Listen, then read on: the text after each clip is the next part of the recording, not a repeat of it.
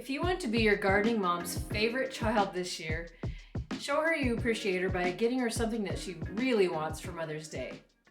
For indoor gardening, you can get her a sprouts lid that goes on a mason jar. I bet she'd really like a mini greenhouse to put in the garage, or even in the house or the basement, to get her seedlings started for the garden. Or how about a set of garlic peelers that you just roll the skins off with so that she spends less time in the kitchen? And every gardener could use a soil thermometer.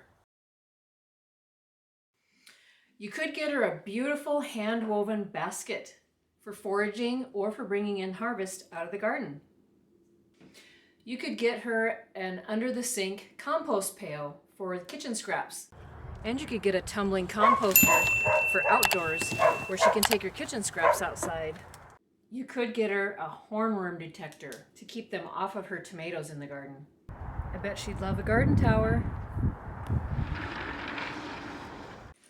Or how about a pair of gardening overalls? You could get her an easy-to-use tiller like I used to till up these beds. If you'd like to see that video where I prepared my garden, click on this video.